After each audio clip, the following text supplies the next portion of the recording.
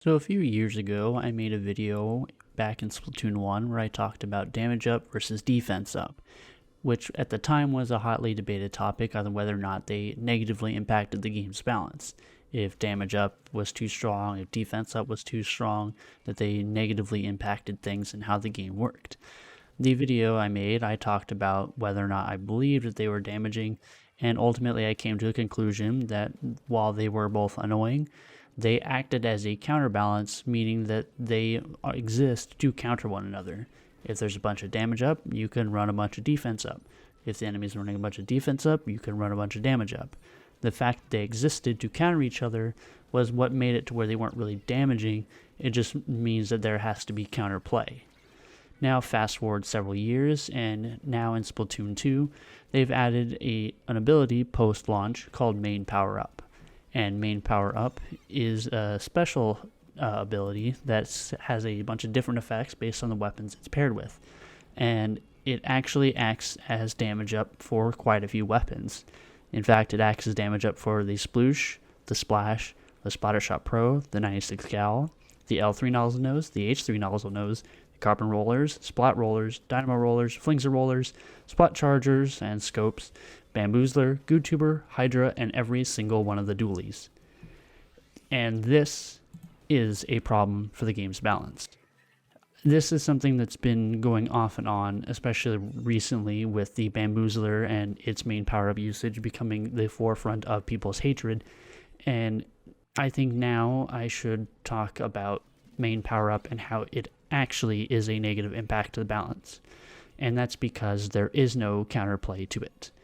Back in Splatoon 1, damage up was annoying, and a lot of these weapons that are powerful now in Splatoon 2, because their numbers with the main power-up, were actually powerful in Splatoon 1 with damage up. The difference was that they could be stopped with defense. Now in Splatoon 2, there is no defense. There's no defense up, and sub-defense doesn't negate main power-up. There's no way of negating the effects of main power-up. So the weapons that just have it have no repercussions, no drawbacks, no counterplay to it.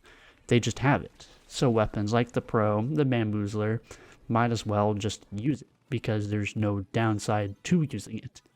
You could argue that the downside should be, oh, they can't use stuff like swim speed or any other abilities because they have to stack the main power-up. But realistically, once you get higher and higher up in the ranks, you realize that a lot of the abilities aren't actually really that useful, or they're useful in smaller doses, like in a previous video I made where I talked about how in a lot of abilities the optimal numbers are actually very small. And this creates a balance issue where there is no counterplay to main power-up. And I think that main power-up is actually damaging, unlike what damage up was in Splatoon 1. Pretty much every weapon that is currently seeing widespread use with main power-up, the Splattershot Pros, the Bamboozlers, those weapons were actually pretty good with damage up back in Splatoon 1. But like I mentioned, the defense up made it to where their numbers weren't very helpful. And you could negate a lot of those damage ranges that the damage up would make. But here in Splatoon 2, you can't do that. Now the Splattershot Pro is going to be guaranteed that easier 2-shot, and the Bamboozler is going to be an easier 1-shot. And I've been seeing some discussion and people saying stuff like just use ink res to negate the effects of it, but I don't think people understand how ink res works, or exactly why those damage ranges from those weapons work so well the way they do. And it's because when enough main power-up is used, let's say on the Bamboozler, if they use the optimal amount of main power-up, then a single full charge shot does I think it's 99.8 damage. That 0.2 damage, the reason why it may seem like you're always being one-shot by it is because it's very easy to take 0.2 damage in this game. In fact, it's so easy that you can take that damage by being an enemy ink for a frame. A single frame can cause you to be one-shot by a Bamboozler, and no amount of ink res can fix that, because that's not how ink res works. Ink res works by lowering the maximum amount of damage you can receive from enemy ink or being in contact with it. It doesn't slow the rate at which you take that damage, it just means that you will take less damage in total from being an enemy ink. No amount of ink res will make it to where that 0.2 damage isn't inflicted on you in one frame, meaning that no matter how much ink res you wear, if you touch enemy ink for even a frame, the Bamboozler can still one-shot you. And as a friend of mine back in Splatoon 1, Forrest, used to say, almost nobody is at full health in this game. So it's so easy to come into contact with enemy ink for so little periods of time that chances are you are probably never at full health, or at least in higher ranked matches, you're likely to never be at full health. And so it makes it to where weapons like the Pro and the Bamboozler, that their damage numbers get so close to 100 that they seem like they're two-shotting you or one-shotting you. It's because in reality you're not at full health, and it's because it's so easy to take any form of damage that no matter what you can do, there's just no way of mitigating it. That 0.2 damage is going to be inflicted on you in one frame. You might not even notice it. I don't even think the game has any form of indication for that little of damage. You just won't know that you've taken that much damage until a Bamboozler one-shots you. It's not ink res that can fix main power-up or make it to where you're more likely to survive, and this is why I think that ultimately main power-up and its acting as damage up is actually hurting the game, and it hurts certain things like this. Because there is no counterplay to it, there is no dealing with it, there is no mitigating it, there's no lowering it. You just have to deal with the damage numbers that the enemy has, and that's that. There's no way of negating it. You can't lower it with sub defense. It doesn't negate anything. Ink res is only going to help you in some situations. The only things that it would help you for is some of the lesser damaging weapons, ones that still get damage up from it but don't do as much damage in a quick burst like a Splattershot Pro or a Bamboozler. Things like it'll help you with like maybe the 96 or the nozzle noses, but no amount of ink res will stop that 0.2 damage or the 0.3 damage that it'll take the Pro or Bamboozler to capitalize on. And that ultimately is pretty bad for the game. To have something that can ultimately affect the time to kill with no way of fixing it, that's problematic. And there really isn't anything they could do other than to just change it. They need to make it to where these weapons that do see damage up as a result of it, have it do something else.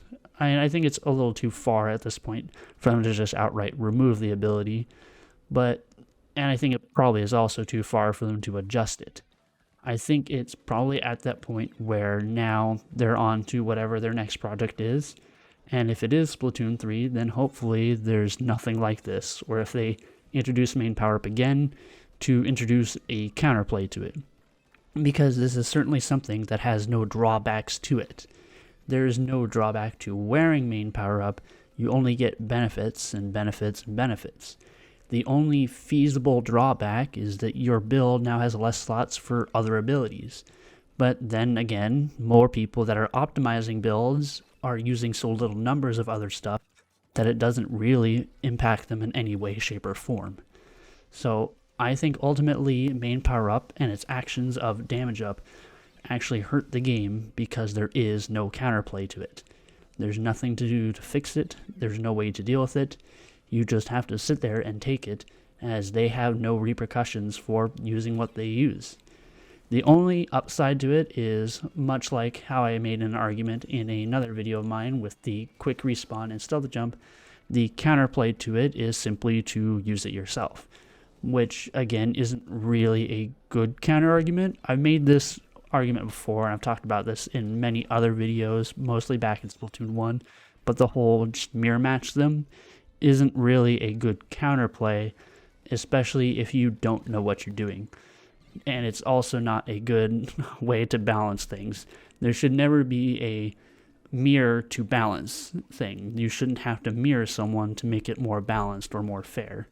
So there's at least the fact that you could just run something that utilizes that much. You could switch to a Pro, or you could switch to a Bamboozler and use those kills and their easy damage up and stuff like that to your own advantage, just as they are.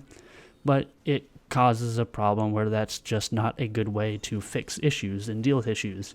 There should never be mirror balancing. There should just be a way to deal with it in game. And unfortunately there isn't. And the only solution I could see them doing in this game is to change it to where the damage up isn't a perk that anything gets anymore. Now, as for what they could replace it with, I don't know. There's quite a few of the effects of main power up that other weapons get that are essentially jokes. So they could do it they could change a lot of different things. Some weapons get very minute changes to range, some are getting changes to accuracy, some get changed to speed. They could do it with some of these weapons and get rid of the damage up buffs and replace them with something else. We know that they're still considering patching the game, though we're not certain on how they're going to affect anything anymore. But they've shown they have an interest in still patching stuff. So there is a slight chance that main power up in a future patch could either be nerfed to where the effects that it gets with damages are lowered to where they're at a much lower threshold, maybe to a point where they can't get to these, quicker time to kill points, or maybe they just outright change the effects of main power up. Anyway, that's all I have for this video. I want to hear everyone else's thoughts. Do you think main power up is broken? Do you think it is balanced? Do you think there is some form of counterplay that I'm not seeing? I want to hear everyone's thoughts on main power up and its effects of the weapons I mentioned. Do you think that it being damage up for weapons is fair or not? Anyway, I want to thank everyone for watching, and I will see you all next time.